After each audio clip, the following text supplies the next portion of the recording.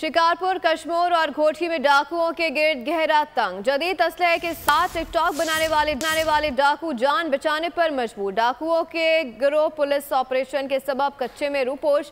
दरियाए सिंध में सतह आब बढ़ने से पहले पुलिस ऑपरेशन में तेजी। दरियाए सिंध में पानी बढ़ने से डाकुओं को रिलीफ मिल जाएगा।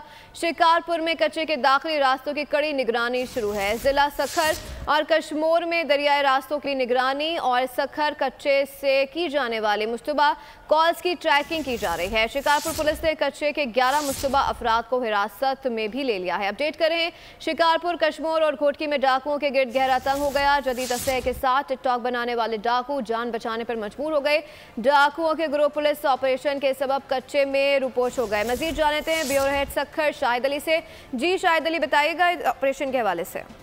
देखिए, घोटकी, शिकारपुर और कंदकोट कशमोर में जो है तेगानी, सब्जोई, भंगवार, जागीरानी, शर, ये तमाम डाकुओं के गिरोह हैं। जो पुलिस ऑपरेशन शिकारपुर में हुआ है एसएसपी शिकारपुर इरफान सम्मू की क़यादत में, जिसमें 3 बदनाम डाकू मारे गए हैं और एक अभी मुकाबला जो है जिला घोटकी में हुआ है, जहां पर अभी एक डाकू मारा गया है।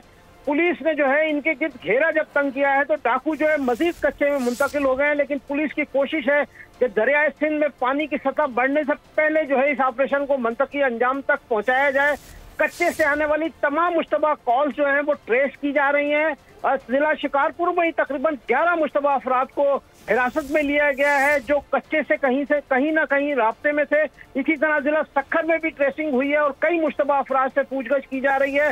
पुलिस की कोशिश ये है कि मई, जून और जुलाई में जो सैलाबी रेला आएगा दरियाए सिंध में, उसके आने से पहले जो है डाकुओं की सरकोबी की जाए, क्योंकि डाकू जो है सैलाब के दिनों में जो है इत्मीनान से घूमते हैं कच्चे में।